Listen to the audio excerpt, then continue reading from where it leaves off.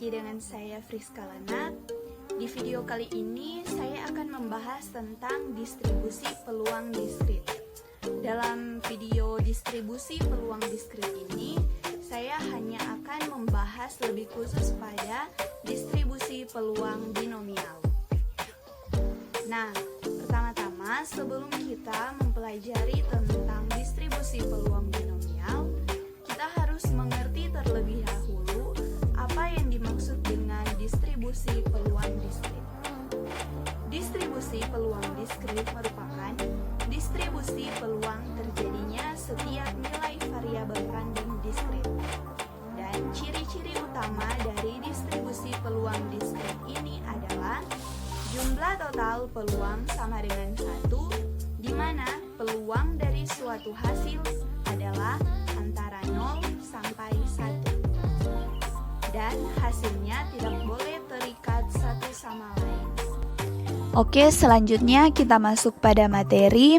Pada awal video tadi saya telah menjelaskan tentang definisi distribusi peluang diskrit. Kita masuk pada selanjutnya syarat-syarat untuk suatu distribusi probabilitas diskrit X. Yang pertama, Px lebih dari sama dengan 0 untuk semua nilai X. Yang kedua, sigma Px sama dengan 1 untuk semua nilai X. Distribusi probabilitas diskrit dalam lineatur asing sering disebut dengan PMF atau probability mass function atau fungsi massa peluang. Selanjutnya, dalam distribusi peluang diskrit terbagi menjadi beberapa jenis, yaitu 1. Distribusi seragam, yang kedua distribusi binomial, yang ketiga distribusi binomial negatif, yang keempat distribusi hipergeometrik, yang kelima distribusi geometrik, yang keenam distribusi Poisson. Nah, dalam video kali ini saya akan membahas tentang distribusi peluang binomial. Sebelum kita membahas tentang distribusi peluang binomial ini, kita harus memahami beberapa materi terlebih dahulu, yaitu yang pertama, kita harus memahami tentang variabel random, yang kedua, variabel random diskrit, yang ketiga, distribusi kumulatif. Baru kemudian kita akan dapat lebih mudah untuk memahami tentang distribusi peluang binomial. Kita masuk pada materi yang pertama, yaitu variabel random atau acak. Variabel acak adalah suatu variabel yang nilainya bisa berapa saja, dan variabel random ini mempresentasikan hasil yang tidak pasti. Dan variabel acak merupakan deskripsi numerik dari outcome beberapa percobaan atau beberapa eksperimen. Untuk lebih kita memahami tentang variabel random, kita lihat contoh berikut. Yang pertama, S sama dengan BBB, BBC, BCB, CBB, BCC, CBC, CCB, CCC. Dengan B menunjukkan tanpa cacat atau baik, dan C menunjukkan cacat. Kemudian yang kedua, variabel random X yang menyatakan jumlah barang yang cacat pada saat 3 komponen elektronik diuji, maka ditulis X sama dengan 0, 1, 2, dan 3. Nah, dalam variabel random terdapat dua jenis, yaitu 1. Variabel random diskrit, dan yang kedua yaitu variabel random continue. Nah, dalam video kali ini kita akan bahas tentang variabel random diskrit. Kita masuk pada variabel random diskrit. Definisinya yaitu variabel random diskrit artinya adalah variabel random yang memiliki nilai yang dapat dihitung atau dapat dicacah, dan Setiap kemungkinan nilai dari fungsi variabel random diskrit ini selalu memiliki nilai yang tidak sama dengan 0. Kemudian kita masuk pada fungsi distribusi kumulatif. Definisi dari fungsi distribusi kumulatif ini yaitu misalkan X1, X2, X3 hingga Xn merupakan peubah acak diskrit dengan fungsi probabilitas Px lebih dari 0, maka fungsi sebarang bagi peubah acak tersebut dapat ditulis sebagai berikut. Fx sama dengan P X kurang dari sama dengan X sama dengan sigma Px X kurang dari sama dengan X. Fungsi distribusi kumulatif variabel random diskrit X adalah Fx sama dengan Px kurang dari sama dengan X, di mana X lebih dari sama dengan minus tak hingga kurang dari sama dengan tak hingga. Fungsi distribusi kumulatif Fx memiliki sifat-sifat sebagai berikut.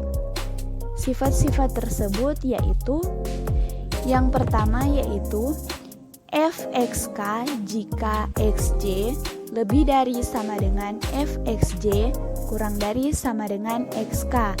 Yang kedua yaitu limit X dekat minus tak hingga Fx sama dengan 0 dan limit X dekat tak hingga Fx sama dengan 1.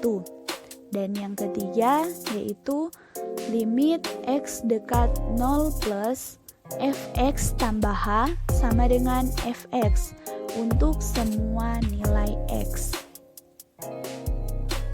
Fungsi distribusi kumulatif atau Fx dapat diperoleh melalui fungsi peluangnya, yaitu Fx sama dengan 0 dengan X lebih dari sama dengan minus tak hingga kurang dari X1.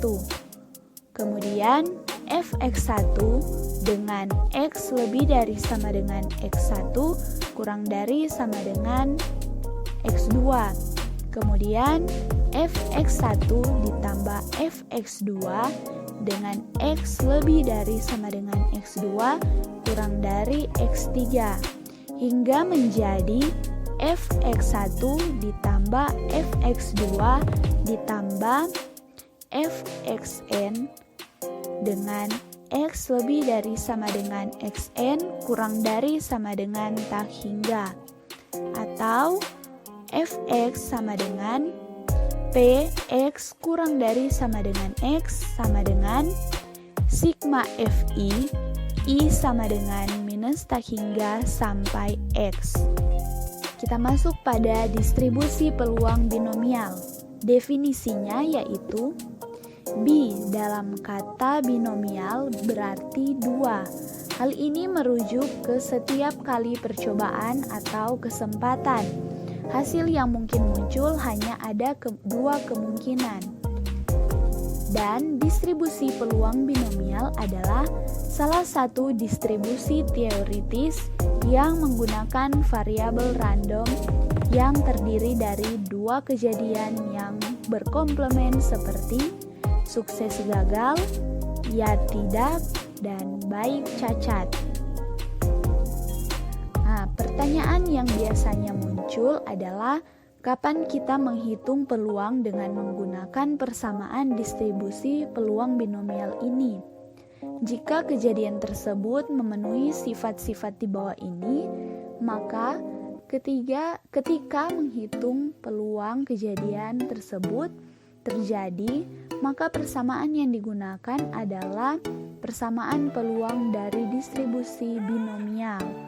Syarat-syarat atau sifat-sifat tersebut yaitu yang pertama, percobaan dilakukan sebanyak n kali, dan yang kedua, setiap kali percobaan mempunyai dua kemungkinan hasil. Yang ketiga, kemungkinan hasil dari masing-masing percobaan adalah sama. Yang keempat, hasil yang diperoleh pada percobaan pertama tidak akan mempengaruhi hasil yang diperoleh pada percobaan-percobaan yang lain atau saling independen. Selanjutnya, untuk persamaan hitung peluang dapat dilihat sebagai berikut. Misalkan, X adalah variabel random diskrit, maka peluang dari X adalah seperti yang kita lihat pada slide ini, ada sebuah rumus yang mengatakan bahwa PX kombinasi NX P pangkat X Q pangkat N kurang X sama dengan N faktorial per X faktorial kali N kurang X faktorial dikali P pangkat X dikali 1 kurang P di pangkat N kurang X. Dengan keterangannya yaitu P sama dengan probabilitas terjadinya sukses dalam percobaan tunggal, Q sama dengan 1 dikurang P, dan N sama dengan banyaknya percobaan, dan X banyaknya sukses dalam N kali percobaan. N kurang X sama dengan banyaknya gagal dalam N kali percobaan. Selanjutnya, pada slide berikut ini terdapat rumus, tapi ditulis sebenarnya ini adalah rumus yang sama dengan rumus yang telah saya jelaskan sebelumnya, yaitu PX sama dengan N faktorial per N kurang X faktorial P pangkat X kali Q pangkat N kurang X. Untuk penjelasannya di situ terdapat arah-arah panah untuk menjelaskan bagian-bagian yang dimaksud atau keterangan. Kita masuk pada contoh soal. Percobaan melemparkan satu koin sebanyak 5 kali. Catatan, catat banyaknya kemunculan ekor. Berapakah probabilitas muncul 3 ekor dari 5 pelemparan tersebut? Jawabannya yaitu kita menggunakan rumus yang telah saya jelaskan tadi. PX sama dengan N faktorial per X faktorial dikali N kurang X faktorial dikali P pangkat X dikali 1 kurang P di pangkat N kurang X. Kemudian P3 sama dengan 5 faktorial per 3 faktorial dikali 5 kurang 3 faktorial dikali 5 pangkat 3 dikali 1 kurang 5 pangkat 5 kurang 3 yang dengan hasil yang diperoleh itu sama dengan 3125.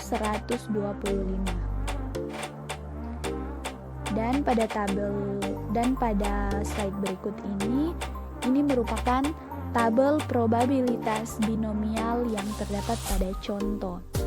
Bisa kita lihat tabel tersebut. Selanjutnya, pada slide ini juga dituliskan rataan dan variansi variabel random binomial, sertai dengan grafik. Kita masuk pada contoh yang selanjutnya. Misalkan kita mempunyai satu buah koin yang terdiri atas 2 sisi, depan dan belakang. Misalkan kita mengundi sebanyak 10 kali. Pada undian pertama, kemungkinan hasilnya hanya sisi depan atau sisi belakang. Pada undian kedua, kemungkinan hasilnya hanya sisi depan atau sisi belakang. Demikian seterusnya, setiap kali mengundi kemungkinan hasilnya sama, hanya 2 yaitu sisi depan atau sisi belakang. Dari 10 kali percobaan tersebut, berapakah peluang sisi depan muncul sebanyak 2 kali? Nah, jawabannya yang kita ketahui bahwa jumlah percobaan sama dengan N sama dengan 10. Peluang suksesnya sama dengan peluang munculnya sisi depan dalam setiap percobaan sama dengan P sama dengan 0,5. Peluang gagal sama dengan peluang tidak munculnya sisi depan dalam setiap percobaan, sama dengan Q sama dengan 1 kurang P sama dengan 0,5. Maksud dari 1 kurang P di sini yaitu 1 dikurang peluang sukses dengan hasil yang diperoleh yaitu 0,5.